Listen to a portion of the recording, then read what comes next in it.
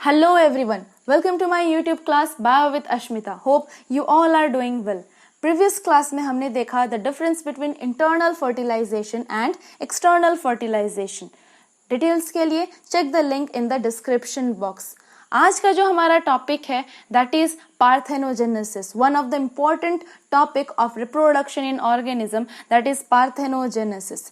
So class शुरू करने से पहले new learners be sure to subscribe to get more useful contents like this.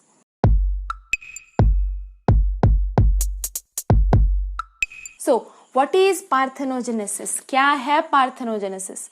Parthenogenesis is also known as virgin reproduction. Now, why it is known as virgin reproduction? Because it is a type of asexual reproduction in which development of young ones occur from unfertilized egg. मतलब development without fertilization. If no fertilization, then no gamete transfer. If no fertilization, then no gamete transfer. No gamete transfer मतलब यहाँ पे copulation नहीं हो रही है. That is why it is known as virgin reproduction. अब चूंकि fertilization नहीं हो रहा है, इसीलिए इसको हम लोग बोलेंगे a type of asexual reproduction. For example, ants, turkey, aphids, drones of honey B and wasp etcetera, और भी बहुत सारे ऑर्गेनिज्म होते हैं. तो ये कुछ कॉमन और एग्जाम्पल हैं पार्थेनोजेनेसिस के, जो आपको बहुत ज्यादा जो है नीट में या फिर एग्जाम में काम में आने वाला है. सो अब देख लेते हैं हम कुछ इंपॉर्टेंट फैक्ट्स अबाउट पार्थेनोजेनेसिस. अब बहुत सारे ऑर्गेनिज्म ऐसे होते हैं जिनमें सिर्फ पार्थेनोजेनेसिस ही इकलौता मोड होता है टू रिप्रोड्यूस ऑफस्प्रिंग, पर कुछ ऑर्गेनिज्म ऐसे होते हैं जिनमें पार्थेनोजेनेसिस को छोड़ के दूसरे मोड्स ऑफ रिप्रोडक्शन भी प्रेजेंट होते हैं.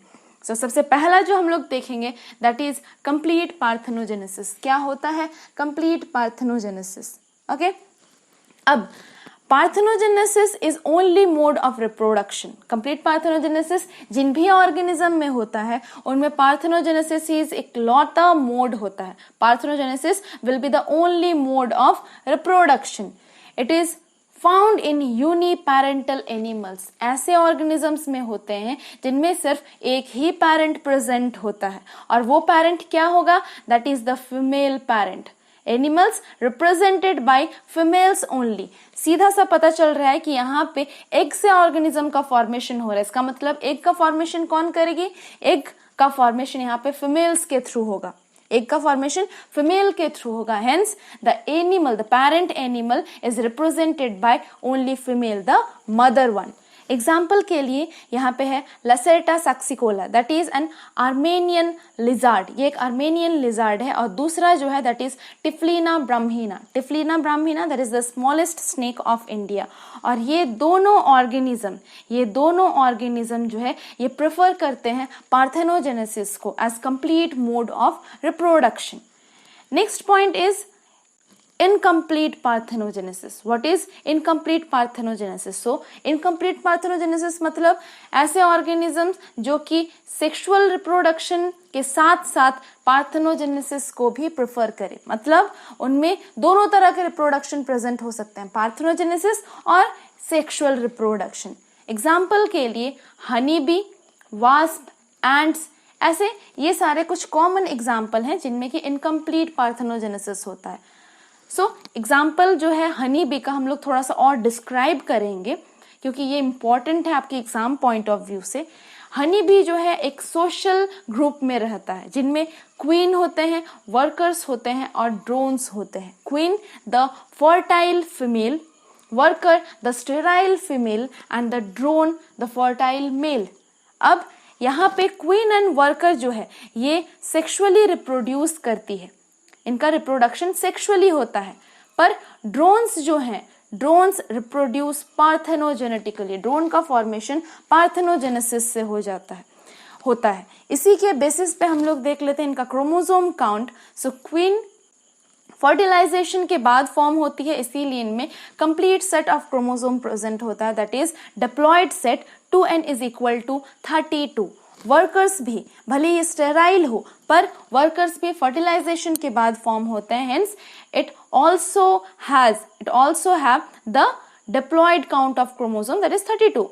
And the drones they are fertile but ये पार्थेनोजेनेटिकली फॉर्म हो रहे हैं. इसका मतलब एग से डायरेक्ट फॉर्म हो रहे हैं।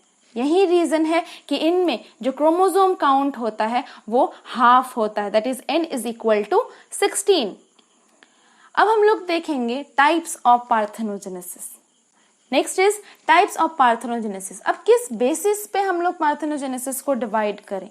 According to sex of offspring produced. हम पार्थेनोजेनेसिस को डिवाइड करेंगे, कैटेगराइज करेंगे according to sex of offspring produced. So सबसे पहला जो है that is arrhenotoky, next one is thelytoky and third one is amphitoky. यहाँ पे जो जो डायग्राम बने हुए हैं ये इन टाइप्स का एग्जाम्पल है जिसको हम लोग बाद में फिर से एक बार देखेंगे। सबसे पहला आरहेनोटॉकी। क्या होता है arrhenotoky? So in arrhenotoky only males are produced through parthenogenesis. In arrhenotoky only males are produced through parthenogenesis. सिर्फ मेल का ही प्रोडक्शन होगा। एग्जाम्पल के लिए हनी बी के ड्रोन्स एंड मेल्स, वास्प इनमें मेल्स जो होंगे वो, और टर्की बर्ड इनमें जो मेल होगा वो भी आरहेनोटॉकी से उनकी प्रोडक्शन होगी। मतलब सिर्फ मेल्स ही फॉर्म होंगे आफ्टर पार्थेनोजेनेसिस। तो यहाँ पे जो डायग्राम है इसको एक बार देख लेते हैं।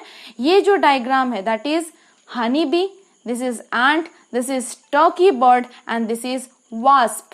सो नेक्स्ट हम लोग देख लेते हैं कि हनी बी में किस तरह से जो है मेल का एंड फीमेल का फॉर्मेशन होता है। ये जो टॉपिक है ये बहुत इंपॉर्टेंट है।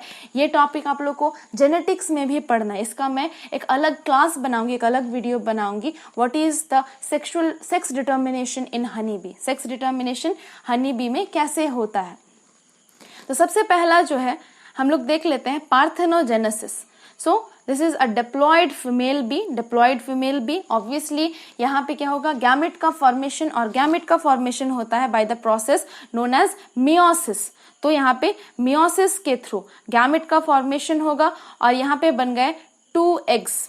मियोसिस के बाद यहाँ पे 2 एग्स रिप्रेजेंट किया गया है और ये विदाउट फर्टिलाइजेशन डायरेक्ट मेल का फॉर्मेशन कर रहा है, इसीलिए ये हैप्लॉइड है। क्योंकि आफ्टर मियोसिस जो सेल का फॉर्मेशन होगा, आफ्टर मियोसिस जो भी सेल का फॉर्मेशन होगा दे आर हैप्लॉइड सेल। अब हम लोग देख लेते हैं किस तरह से सेक्सुअली रिप्रोड्यूस होती हैं क्वीन एंड वर्कर।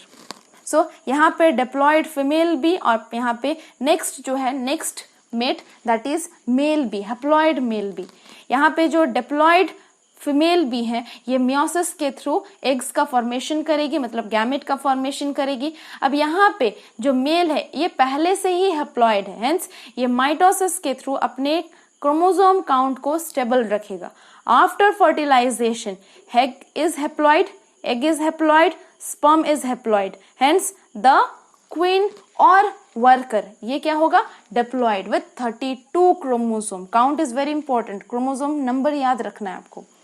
और यहाँ पे जो वर्कर है ये वर्कर भी जो है इनमें भी डिप्लॉयड नंबर ऑफ क्रोमोसोम ही प्रेजेंट होगा। So this is how we can determine the sex of honey bee. Next जो पॉइंट है दैट इज थैलीटॉकी। क्या होता है थैलीटॉकी? So in thelytocki only females are produced by parthenogenesis. सिर्फ females ही produce होती हैं parthenogenesis के process से, that is thelytocki. Example के लिए Lacerta saxicola that is an Armenian lizard और दूसरा Typhlina brahmina that is the smallest snake of India. यहाँ पे एक डायग्राम देख सकते हैं आप Armenian lizard का and this is the smallest snake of India, Typhlina brahmina. Very important examples you should remember for NEET. यहाँ पे NEET में ये examples बहुत। नेक्स्ट जो टाइप है दैट इज एम्फीटॉकी। सो एम्फीटॉकी यहाँ पे वर्ड क्या यूज हो रहा है, एम्फी। जैसे हम एम्फीबिया में पढ़ते हैं इनमें 2 नेचर प्रेजेंट होते हैं, ये लैंड में भी रह सकते हैं और एक्वेटिक एरिया में भी रह सकते हैं। तो यहाँ पे भी जब एम्फी वर्ड है तो ये भी 2 को ही रिप्रेजेंट करेगा। सो क्या होंगे ये 2? तो organisms produce male and female after parthenogenesis. मतलब पार्थेनोजेनेसिस के बाद जो ऑफस्प्रिंग का प्रोडक्शन होगा वो मेल भी होगा और फीमेल भी हो सकता है, मेल भी हो सकता है एंड फीमेल भी हो सकता है। चूंकि दोनों फॉर्मेशन हो रहा है, मेल का भी फॉर्मेशन होगा और फीमेल का भी. Hence this process of parthenogenesis is known as amphistochi. For example, aphids. Diagram देखिए आपको पता चल गया होगा कि ये एफिड्स है. कुछ फूल में, पौधों में, अपने घर में भी देखा होगा, व्हाइट व्हाइट लगा हुआ रहता है. ये इतना जूम करके है तभी आपको पूरा कीड़ा का इसका जो स्ट्रक्चर है ये कीड़े जैसा दिख रहा है. लेकिन अगर इसको सामने से देखिएगा आप तो फिर ये कुछ व्हाइट व्हाइट स्ट्रक्चर दिखेगा, बस कि व्हाइट व्हाइट लगा हुआ है, बहुत घटिया सा दिख रहा है, कुछ ऐसा ही. लेकिन सामने से ये बहुत ही खूबसूरत लगता है जैसा कि दिख रहा है. सो एफिड प्रेफर एम्फीटॉकी टू रिप्रोड्यूस. तो हम लोग ओवरव्यू देख लेते हैं पूरे प्रोसेस का. पार्थेनोजेनेसिस जिनमें कि ऑफस्प्रिंग का प्रोडक्शन होगा without fertilisation, a type of asexual reproduction, जिसको हम लोग 3 टाइप में डिवाइड करते हैं according to the sex of offspring. Arrhenotoky, thelytoky and amphitoky. Arrhenotoky में सिर्फ मेल्स का प्रोडक्शन होता है जैसे कि हनी बी में. उसके बाद थैलीटॉकी में सिर्फ फीमेल्स का प्रोडक्शन होता है. एंड एम्फीटॉकी में जैसे कि आर्मेनियन लिजर्ड है थैलीटॉकी का एग्जाम्पल. और एम्फीटॉकी में मेल एंड फीमेल दोनों सेक्सेस का प्रोडक्शन हो सकता है, दोनों सेक्स का रिप्रोडक्शन हो सकता है. और इनका जो एग्जाम्पल है दैट इज एफिड्स. सो ये कुछ इंपॉर्टेंट एग्जाम्पल जो आपके नीट के लिए बहुत इंपॉर्टेंट है. और आज के टॉपिक के बेसिस पे हम लोग देख लेते हैं आज का practice work. So our question is natural parthenogenesis occur in house fly, Drosophila, honey bee या फिर ऑल. तो इन सारे ऑर्गेनिज्म में किस में नेचुरल पार्थेनोजेनेसिस होता है? कमेंट करके आप आंसर मुझे सेंड कर दीजिएगा. प्रीवियस क्लास में हमने एक क्वेश्चन किया था तो उसको भी देख लेते हैं उसका आंसर क्या होगा. So the question was fill in the blanks is formed just after fertilisation. इनमें से क्या जो है फर्टिलाइजेशन के बाद, कौन सा स्ट्रक्चर फर्टिलाइजेशन के बाद बनता है? मोरुला, ब्लास्टुला, जाइगोट या फिर foetus. So zygote is the right answer. Zygote जो है इसका राइट आंसर. उम्मीद है आपका ये जो टॉपिक है ये क्लियर हो चुका है. अगर कोई भी डाउट होता है तो आप उसके कमेंट बॉक्स में सेंड कीजिए या फिर मुझे मेल कीजिए on biowithashmita007@gmail.com. If the videos are helpful, do like, share and subscribe. Don't forget to press the bell icon to get instant notification of your classes. And do visit to our Facebook page Bio with Ashmita. वहाँ पे आपको काफी सारे new facts जानने को मिलेंगे biology के बारे में. Thanks for watching.